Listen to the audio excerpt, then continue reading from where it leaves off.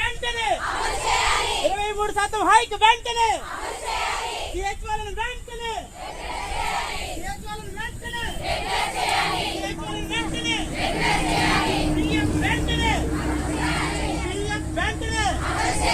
PF వెంటనే HWC అద్దెలు మరియు కరెంటు బిల్లులు వెంటనే హెచ్డబ్ల్యూసీ కరెంటు బిల్లులు మరియు అద్దెలు వెంటనే హెచ్డబ్ల్యూసీ కరెంటు బిల్లులు మరియు అద్దెలు వెంటనే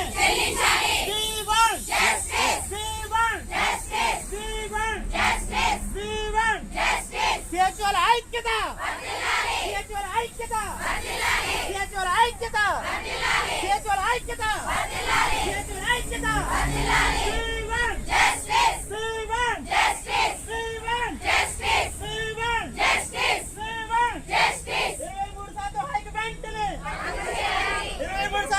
వెంటనే 23% హైక్ వెంటనే 23% హైక్ వెంటనే సిహెచ్ఓలను వెంటనే సిహెచ్ఓలను వెంటనే సిహెచ్ఓలను వెంటనే సిహెచ్ఓలను వెంటనే పిఎఫ్ వెంటనే పిఎఫ్ వెంటనే పిఎఫ్ వెంటనే సిహెచ్ఓల ఐక్యత సిహెచ్ఓల ఐక్యత సిహెచ్ఓల ఐక్యత.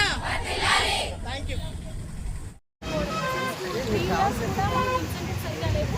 ఓన్లీ 23,000 మాత్రమే మాకు బేసిక్ పే ఇస్తున్నారు. సో దానివల్ల ఫైనాన్షియల్ బడ్డలు ఎక్కువైపోతుంది. కానిస్తున్నా ఈ విషయంలో అధికారుల దగ్గరికి వెళ్ళాము, చాలాసార్లు కమిషనర్ ఆఫీస్కి వెళ్ళాము, డిఎంహెచ్ఓ లెవెల్లో మేము రిప్రజెంటేషన్స్ ఇచ్చాము. ఇంతకుముందు కూడా మేము లాస్ట్ ఇయర్ కూడా స్ట్రైక్ చేసాము. ఆ విషయంలో మమ్మల్ని డిస్ట్రిక్ట్ రిప్రజెంటేషన్స్ పిలిచారు, మాట్లాడారు. బట్ ఏ హామీ కూడా మాకు ఆన్ పేపర్ ఇవ్వలేదు. ఏ హామీ కూడా ఇప్పటికీ నెరవేర్చింది లేదు. మాకు ఫైనాన్షియల్గా మాకు ఏ హామీ ఇవ్వలేదు.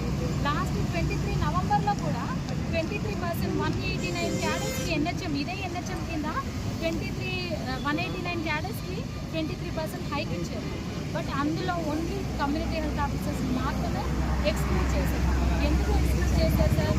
మాకు ఎందుకు హైక్ ఇవ్వలేదు అన్నప్పుడు మేము మమ్మల్ని పిలిచారు, రిప్రజెంటేషన్ ఇచ్చాము, చూస్తాము, మేము మాట్లాడతాము, మేము చేస్తామన్నారు.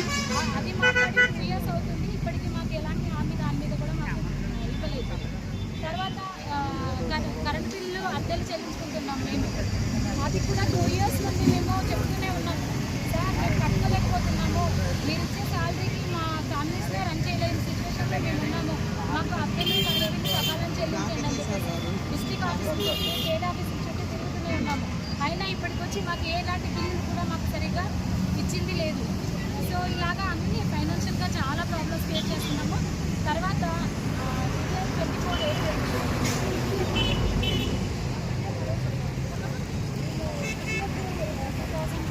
మాకు ఆ ఈపీఎఫ్ కూడా ఆపేశారు.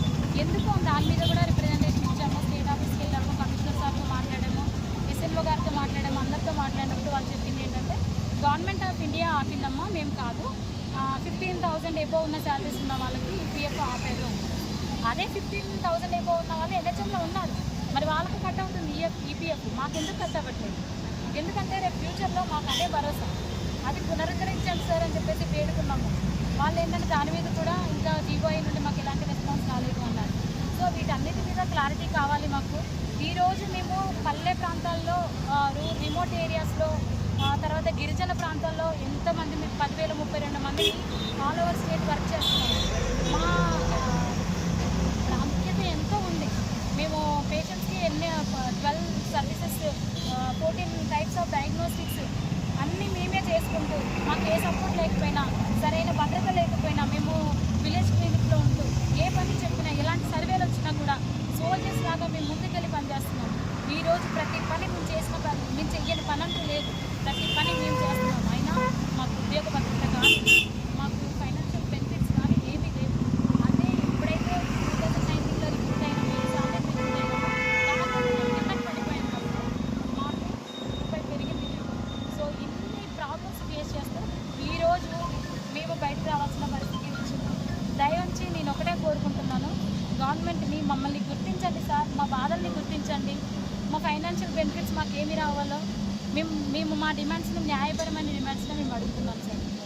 మాకు నెరవేర్చండి, మాకు భద్రత కల్పించండి, మాకు భరోసా ఇవ్వండి, ఉద్యోగ భరోసా.